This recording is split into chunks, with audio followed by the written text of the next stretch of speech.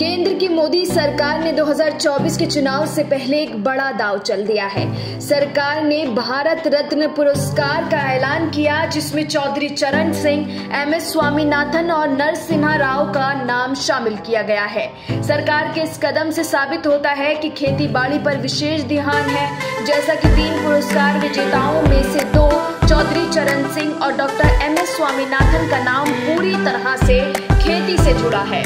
पुरस्कार विजेताओं में से 2 नरसिम्हा राव और चौधरी चरण सिंह गैर बीजेपी पृष्ठभूमि से आते हैं।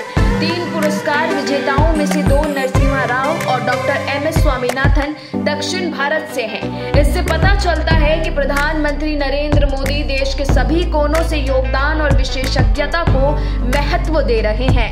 इन तीनों को मरणोपरांत भारत रत्न पुरस्कार से नवाजा गया है। भारत सरकार ने विभिन्न क्षेत्रों में देश के लिए अमिट योगदान देने वाली 3 प्रतिष्ठित हस्तियों को देश का सर्वोच्च नागरिक पुरस्कार भारत रत्न देने की घोषणा की है।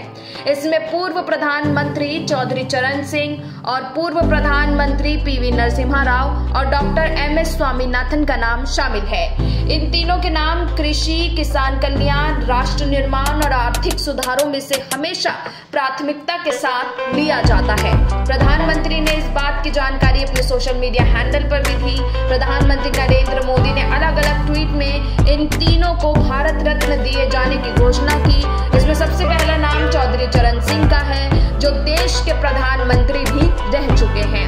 उन्हें मरणोपरांत भारत रत्न से सम्मानित किया जा रहा है। उन्हें यह पुरस्कार कृषि क्षेत्र और किसानों के कल्याण से जुड़े कार्यों के लिए दिया जा रहा है।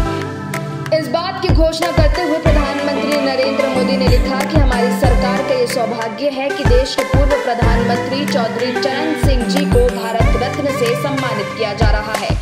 ये सम्मान देश के लिए उनके अतुल्य योगदान को समर्पित है। उन्होंने किसानों के अधिकार और उनके कल्याण के लिए अपना पूरा जीवन समर्पित कर दिया था।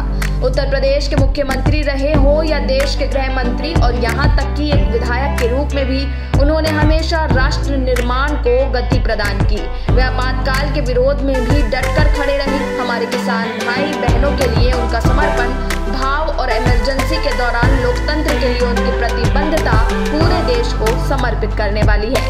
वहीं MS स्वामीनाथन के बारे में PM ने लिखा कि ये बेहद खुशी की बात है कि भारत सरकार कृषि और किसानों के कल्याण में हमारे देश में उनके उल्लेखनीय योगदान के लिए डॉक्टर MS स्वामीनाथन जी को भारत रत्न से सम्मानित कर रही है।